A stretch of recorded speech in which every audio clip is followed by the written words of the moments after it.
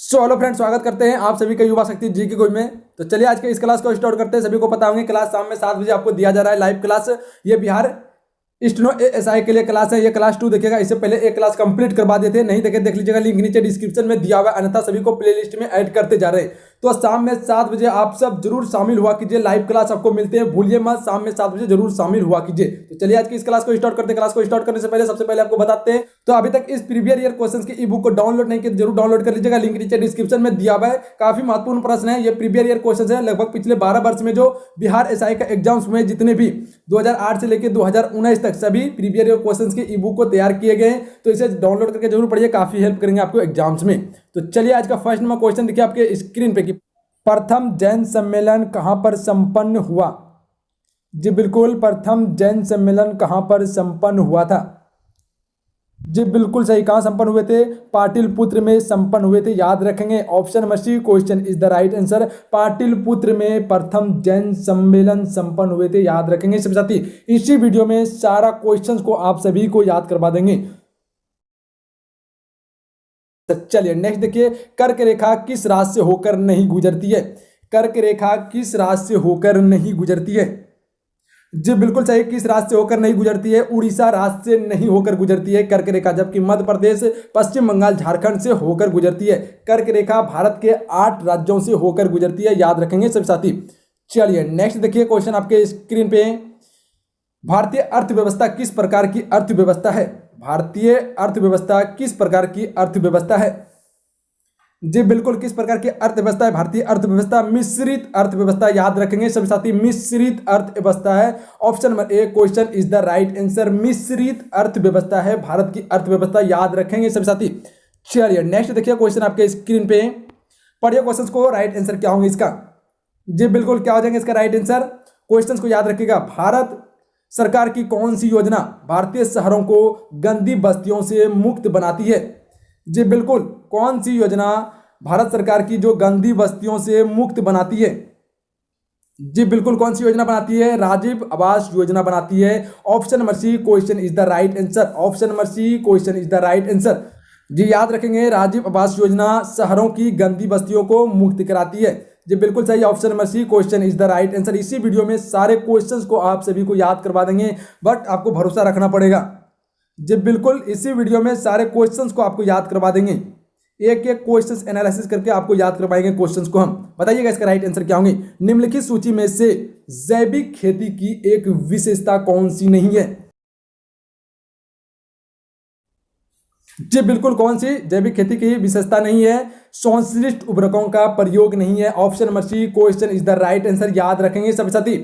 रासायनिक उर्वरकों और कीटनाशियों का प्रयोग न करना, सूक्ष्म जीवों को बनाए रखकर भविष्य में प्रयोग के लिए मृदा का पोषित किया जाना, बहुत कम ऊर्जा उपभोग करना, ये तीनों क्या है? जैविक खेती का एक विशेषता है, याद रखेंगे सभी साथी। चलिए नेक्स्ट देखिए क्वेश्चन आपके स्क्रीन पे, राष्ट्रकूट वंश का संस्थापक कौन था? तो यहाँ आपके माइंड में तुरंत क्लिक कर जाना चाहिए कि राष्ट्रकूट वंश का संस्थापक कौन था। बताइएगा इसका राइट आंसर क्या होंगे। जी बिल्कुल सही, कौन थे?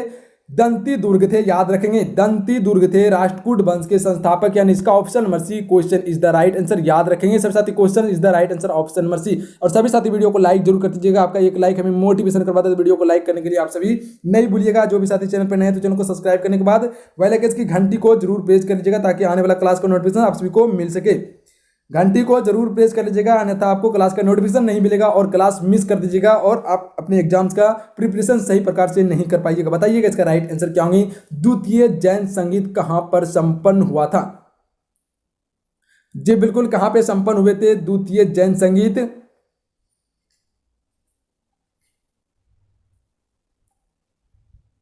जी कहां हुए थे? वल्लभी में हुए थे। Option number D question is the right answer. Vallabhi में द्वितीय जैन संगीत संपन्न हुए थे। कहां पढ़ते हैं वल्लभी? गुजरात में पढ़ते हैं, याद रखेंगे। चलिए नेक्स्ट देखिए, उस्ताद जाकिर हुसैन का संबंध किससे है? जी बिल्कुल, उस्ताद जाकिर हुसैन का संबंध किससे है? जी बिल्कुल, किससे है? उस्ताद जाकिर हुसैन का संबंध तावला से है, याद रखेंगे, तावला से है। Option number C question is the right answer.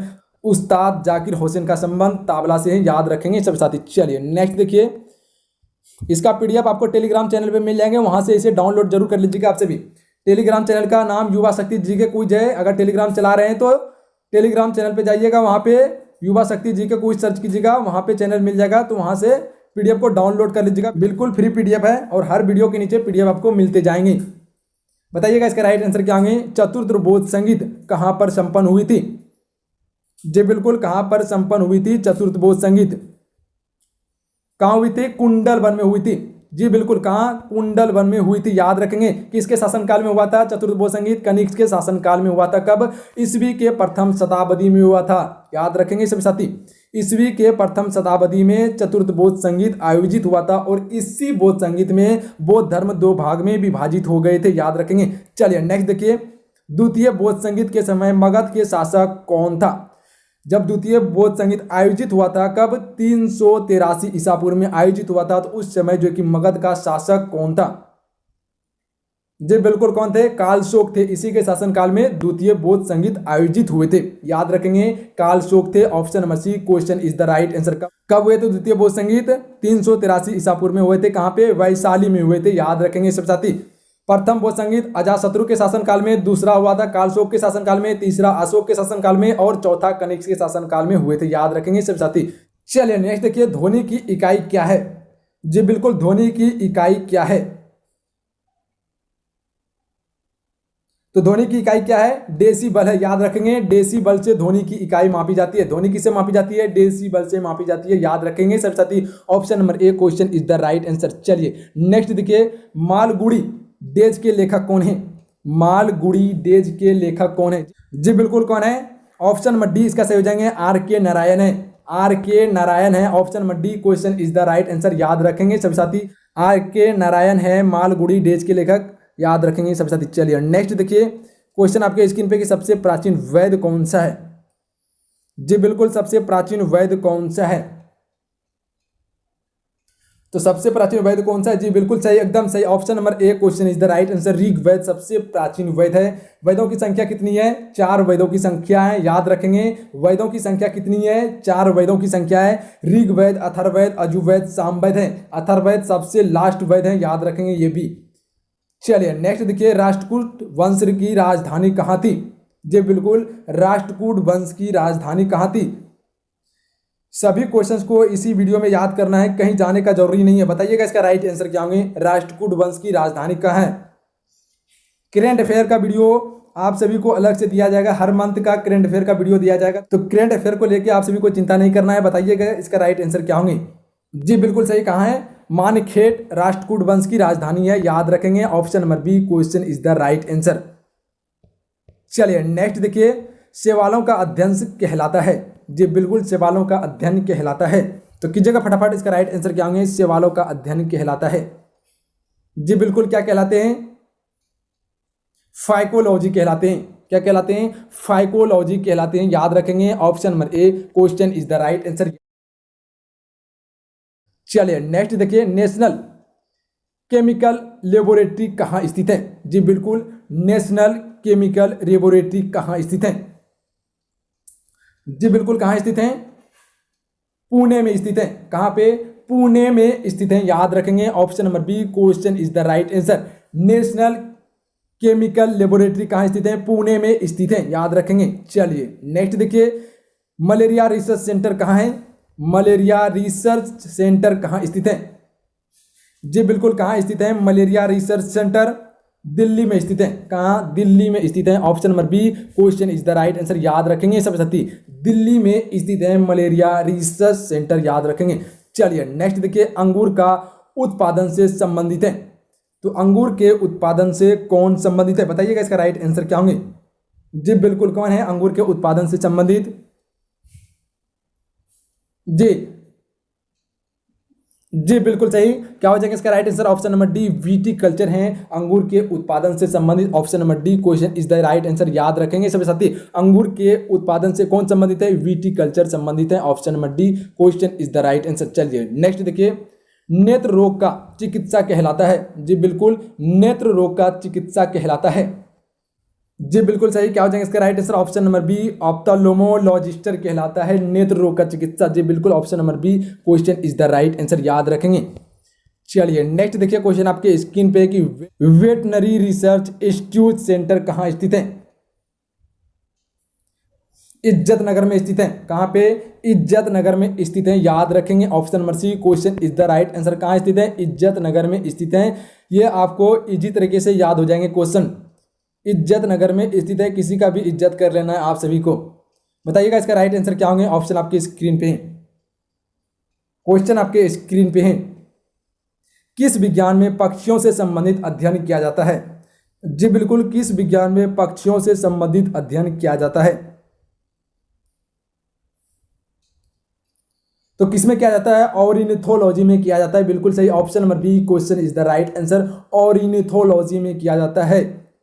याद रखेंगे सब साथी। चलिए नेक्स्ट देखिए, प्लाज्मा अनुसंधान संस्थान कहाँ स्थित है? जी बिल्कुल, प्लाज्मा अनुसंधान संस्थान कहाँ स्थित है? कहाँ स्थित है? गांधीनगर में स्थित है। याद रखेंगे कहाँ पे? गांधीनगर में स्थित है। Option number D question is the right answer. चलिए नेक्स्ट देखिए, राष्ट्रीय डेयरी अनुसंधान संस्थान कहाँ स्थित है? जी बिल्कुल, राष्ट्रीय डेयरी अनुसंधान संस्थान कहाँ स्थित है? याद रखेंगे सब साथी, क्या हो जाएंगे इसका राइट आंसर? जी बिल्कुल, कहाँ स्थित है? करनाल में स्थित है। कहाँ? करनाल में स्थित है। याद रखेंगे तो ये आपके माइंड में तुरंत क्लिक कर जाना चाहिए कि राष्ट्रीय डेयरी अनुसंधान संस्थान कहाँ स्थित है? करनाल में स्थित है। याद रखेंगे option number A question is the right answer. चलिए नेक्स्ट देखिए, वायरस का अध्ययन कहलाता है। इसका पीडीएफ आप टेलीग्राम चैनल से डाउनलोड कर सकते हैं, युवा शक्ति जीके को सर्च करके। वहां पे पीडीएफ टेलीग्राम चैनल पे उपलब्ध करवा दिया गया। बताइएगा इसका राइट आंसर क्या होंगे। वायरस का अध्ययन क्या कहलाता है? वायरियोलॉजी कहलाता है। यानी इसका option number A question is the right answer. याद रखेंगे वायरस का अध्ययन क्या कहलाता है, इजी तरीके से याद हो जाएंगे, वायरियोलॉजी कहलाता है वायरस का अध्ययन। चलिए नेक्स्ट देखिए, मेंटूर बांध किस नदी पर अवस्थित है? जी बिल्कुल, मेंटूर बांध किस नदी पर अवस्थित है? जी बिल्कुल, किस नदी पर अवस्थित है? कावेरी नदी पर अवस्थित है। याद रखेंगे कावेरी नदी पर अवस्थित है मेंटूर बांध। याद रखेंगे option number B question is the right answer. चलिए नेक्स्ट देखिए, भारत का राष्ट्रीय फूल क्या है? जी बिल्कुल, भारत का राष्ट्रीय फूल क्या है? तो भारत का राष्ट्रीय फूल क्या है? कमल भारत का राष्ट्रीय फूल है। याद रखेंगे सभी साथी, कमल भारत का राष्ट्रीय फूल है। याद रखेंगे सभी साथी। चलिए नेक्स्ट देखिए, द्वितीय विश्व युद्ध की शुरुआत किस वर्ष हुई थी? जी बिल्कुल, द्वितीय विश्व युद्ध की शुरुआत किस वर्ष हुई थी? यहाँ आपके माइंड में तुरंत क्लिक कर देना चाहिए कि प्रथम विश्व युद्ध की शुरुआत किस वर्ष हुई थी। तो बताइएगा प्रथम विश्व युद्ध की शुरुआत किस वर्ष हुई थी? 1914 में प्रथम विश्व युद्ध की शुरुआत हुई थी। यहाँ क्या पूछ रहा है? द्वितीय विश्व युद्ध की शुरुआत किस वर्ष हुई थी? बताइएगा इसका राइट आंसर क्या होंगे। जी बिल्कुल, किस वर्ष हुई थी? 1939 में हुई थी।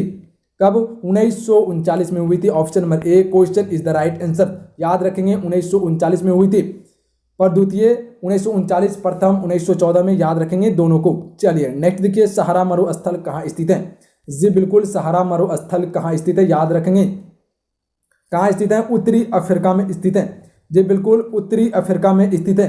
अगर एशिया का सबसे बड़ा मरुस्थल पूछे तो क्या हो जाएंगे? आपका थार मरुस्थल हो जाएंगे। कहाँ स्थित है? आपके भारत राज्य में स्थित है। याद रखेंगे। चलिए नेक्स्ट देखिए, ऋग्वेद में पुरंदर शब्द का प्रयोग किसके लिए हुआ था? जी बिल्कुल, ऋग्वेद में पुरंदर शब्द का प्रयोग किसके लिए हुआ था? जी बिल्कुल, किसके लिए हुआ था? इंद्र के लिए हुआ था। याद रखेंगे इंद्र के लिए हुआ था। Option number B question is the right answer. चलिए नेक्स्ट देखिए, कालाहारी रेगिस्तान कहां पर स्थित है? जी बिल्कुल, कालाहारी रेगिस्तान कहां पर स्थित है? तो यह कहां स्थित है? दक्षिणी अफ्रीका में स्थित है। याद रखेंगे दक्षिणी अफ्रीका में कालाहारी रेगिस्तान स्थित है, जबकि सारा मरुस्थल कहाँ स्थित है? उत्तरी अफ्रीका में स्थित है। याद रखेंगे। चलिए नेक्स्ट देखिए, गोरसप्पा जलप्रपात किस नदी पर स्थित है? जी बिल्कुल, गोरसप्पा जलप्रपात किस नदी पर स्थित है? जी बिल्कुल, किस नदी पर स्थित है? शरावती नदी पर स्थित है। कहाँ पे? शरावती नदी पर स्थित है। बिल्कुल सही, option number D question is the right answer. याद रखेंगे शरावती नदी पर स्थित है गोरसप्पा जलप्रपात। चलिए नेक्स्ट देखिए, सभी साथी वीडियो को लाइक करते जाइएगा। आपका एक लाइक हमें मोटिवेशन करवाता है। वीडियो को लाइक करने के लिए आप सभी नहीं भूलिएगा। हम अकेले हुए आप सभी के लिए इतना मेहनत करते हैं, क्वेश्चंस को टाइप करना प्लस में आपको क्लास प्रोवाइड करना, इतना सारा मेहनत करना पड़ता है। आप सबको क्या करना है, सपोर्ट करना है। जितना हो सके वीडियो को शेयर कीजिए और वीडियो को लाइक करने के लिए नहीं भूलिए। अपने दोस्तों में वीडियो को जरूर शेयर किया कीजिए। आप सभी बताइएगा इसका राइट आंसर क्या होंगे। भारतीय आत्मा के नाम से किसे जाना जाता है? भारतीय आत्मा के नाम से किसे जाना जाता है?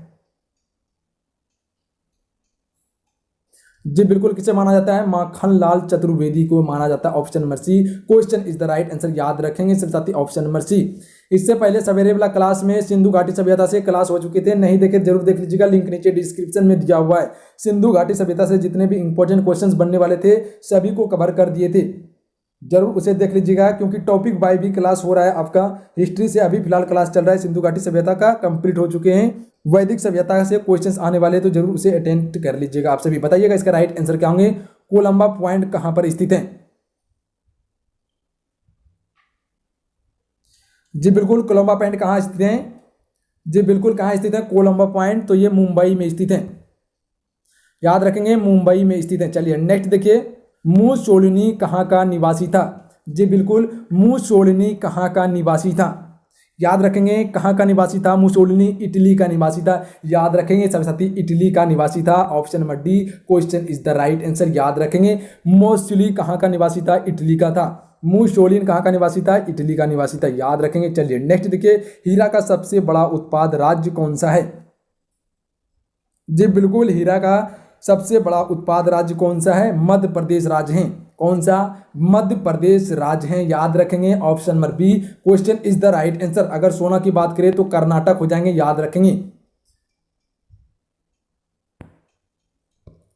चलिए नेक्स्ट देखिए, सोना का सबसे बड़ा उत्पाद राज्य कौन सा है? तो अभी बताएं आप सभी को, सोना का सबसे बड़ा उत्पाद राज्य कौन सा है? कर्नाटक सोना का सबसे बड़ा उत्पाद राज्य है। हीरा का सबसे बड़ा उत्पाद राज्य मध्य प्रदेश है। याद रखेंगे सभी साथी। चलिए नेक्स्ट देखिए, अक्षर दोसाहा शब्द का संबंध किससे है? अक्षर दोसाहा शब्द का संबंध किससे है? जी बिल्कुल सही, किससे है? शिक्षा से संबंधित है। किससे? शिक्षा से संबंधित है। याद रखेंगे, option number C question is the right answer. याद रखेंगे सभी साथी, अक्षर दोसाहा का संबंध किससे है? शिक्षा से संबंधित है। याद रखेंगे। चलिए नेक्स्ट देखिए, ग्रीन हाउस प्रभाव के लिए सबसे ज्यादा उत्तरदायित्व गैस कौन सा है? जी बिल्कुल सही, कौन सा गैस है? कार्बन डाइऑक्साइड है। याद रखेंगे, carbon dioxide greenhouse gas प्रभाव के लिए सबसे ज्यादा उत्तरदायित्व कार्बन डाइऑक्साइड है। Option number B question is the right answer. याद रखेंगे सभी साथी। चलिए नेक्स्ट देखिए, भूपर्पटी पर ऑक्सीजन की मात्रा कितनी होती है?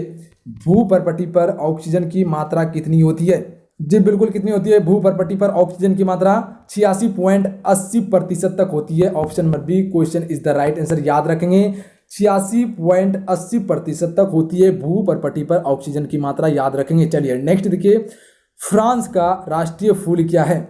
जी बिल्कुल, फ्रांस का राष्ट्रीय फूल क्या है? जी बिल्कुल, क्या है फ्रांस का राष्ट्रीय फूल? लिली फ्रांस का राष्ट्रीय फूल है। याद रखेंगे, लिली फ्रांस का राष्ट्रीय फूल है। Option number A question is the right answer. याद रखेंगे सब साथी। चलिए नेक्स्ट देखिए, गुरुत्वाकर्षण नियमों के आविष्कारक कौन थे? जी बिल्कुल, गुरुत्वाकर्षण नियमों के आविष्कारक कौन थे? तो यहाँ आपके माइंड में तुरंत क्लिक कर देना चाहिए। क्वेश्चंस को देखते हैं कि गुरुत्वाकर्षण से नियमों के आविष्कारक कौन थे।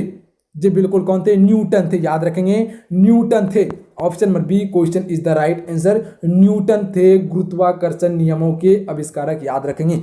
चलिए नेक्स्ट देखिए, विक्रम साराभाई स्पेस सेंटर कहाँ स्थित है? जी बिल्कुल, विक्रम साराभाई स्पेस सेंटर कहाँ स्थित है?